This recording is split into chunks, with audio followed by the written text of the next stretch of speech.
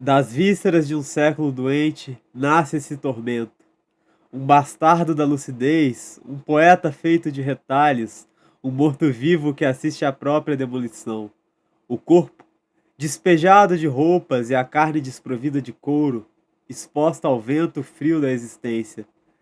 Aprendi cedo demais a articular o tédio, cedo demais a caminhar sobre os escombros, a colher o soco cotidiano e a mobiliar o peito com o vazio. Essa amnésia lúdica, quase litúrgica, com que decoramos os hinos das pátrias e das igrejas para esquecer que o chão sob os pés é puro abismo. Talvez eu fosse apenas um pobre diabo sem eira nem beira, ou quem sabe o filho pródigo marcado a ferro pelo demônio da autoconsciência. É um vício humano, esse de comparar os homens a monstros para eximi-los de sua humanidade. Mas os homens são apenas o horror de serem homens. Fazem o que fazem. Engolem o veneno e a sopa de letras das justificativas morais, sem que nenhuma falácia do escocês consiga purificar o caldo de nossa miséria. Nasci brasileiro, por um erro de cálculo geográfico ou por um capricho do fado. De todos os pontos cardeais do absurdo, sinto em mim o sangue perene e espesso jorrando das veias cravadas desta América Latina. Santa e profana, latinitude que se suicida silenciosamente às traças, numa agonia de cores tropicais e febres tropicais. Estendo-me, idealmente, desde os manguaras aos caiçaras, esquecidos pelos progressos, até as margens daquele rio Piracicaba que guardo do mito do que nunca tive. Esta terra, cujo dorso foi banhado pela mão de obra escravizada, foi devidamente catequizada pelos mesmos lábios que a estupraram na penumbra das matas, cunhando o paradoxo, obsceno paradoxo, de mata virgem. Mata virgem. Mata virgem.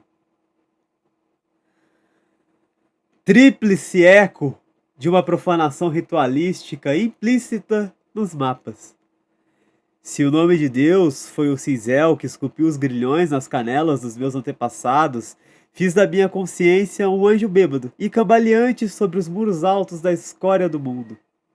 Sou um simulacro barato, polvilhado de um pó de fada que já perdeu o brilho, o resquício melancólico e abstrato daquilo que eu poderia ter sido se o mundo fosse outra coisa. Olho para o lado e o cansaço me consome. Os mesmos muros geopolíticos e invisíveis que nos separam e nos encurralam gritam uma falsa promessa de amanhecer. Estão todos rasurados por uma forma contemporânea e violenta de evocar os deuses esquecidos e os espíritos do asfalto. O picho, essa caligrafia do desespero que sangra no concreto cinzento das metrópoles. Encontro-me, sozinho, terrivelmente sozinho, como cada mônada humana nesse labirinto inextricável de cobras, de cobre e fios suspensos. Toda a nossa imensa conexão resume-se ao pulso frio da fibra ótica. Toda a nossa revolução possível foi confinada ao subsolo do sonho. Mas acordar, acordar, tem sido o ato doloroso de escavar a necrópole das minhas próprias lembranças. Assisto, com a indiferença de quem olha a chuva através da vidraça, a lenta fragmentação dos amores que outrora julguei eternos e que hoje não passam de teoremas desfeitos ao vento. Vejo o desfilo vago daqueles amigos que deixam de o ser. Transeuntes geométricos que cruzam a minha calçada sem que as nossas sombras sequer se toquem. Espectros de um ontem que a mecânica dos dias dissolveu na névoa do desinteresse mútuo. E há outras perdas, aquelas que o chão engoliu e transmutou em silêncio mineral. Penso naquele que vestiu o pano rígido do Estado, a farda do exército que lhe calou a individualidade, transformando o homem em metal mecânico, uma engrenagem que se quebrou antes da colheita, sacrificado no altar de uma pátria que é apenas uma abstração burocrática. E penso no outro, alquimista do próprio fim, que buscou nos frascos da dihidrocodeína o anestésico parador de existir. Viu definhar numa metamorfose invertida, onde o corpo rejeitou a própria superfície, descamando a pele como um ser da noite, atingido pela aurora implacável da realidade. Ele desfez-se em camadas de carne e tédio, descolando-se de si mesmo, feito um vampiro exposto ao sol da verdade química, antes que a sua substância inteira se reduzisse ao pó do esquecimento. E então, o pensamento recua até a grande sombra que me precede. Meu pai, contemplo a imagem estática daquele corpo que agora ostenta a ironia das guirlandas florais, a vaidade última dos mortos. O terno escuro, impecavelmente passado, cumpre a função de ocultar a ruína das vísceras que um dia, no ímpeto de vigor, me geraram e lançaram ao mundo. Aquele útero e aquele sangue trouxeram-me à luz tão robusto, um guri que transbordava promessas de vida. E hoje, diante do espelho da memória, vejo-o convertido numa arquitetura rígida, uma vida inteiramente preenchida de morte, um molde vazio de onde saí.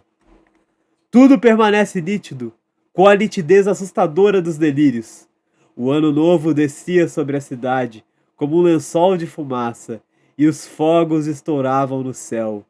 Tei, tei, tei, tei. Uma sinfonia de pólvora que mascarava a dança do auditivo. Naquela mesma noite executaram um vizinho no limiar da sua própria casa, o sangue quente e escuro enfeitava a porta. Todo dia a mesma imagem, a porta, batizada pelo sacrifício.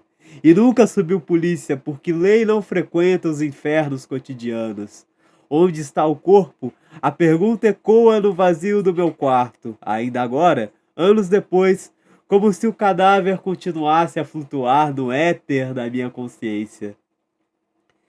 Eu costumava cumprimentá-lo com um aceno cúmplice, quando me dirigia às rodas de capoeira, onde os corpos testavam seus limites na carne.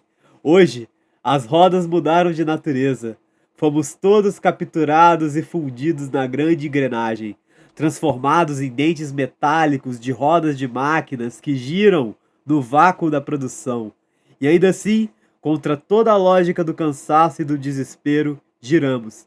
Rodamos no escuro, sem órbita, sem destino e sem porquê.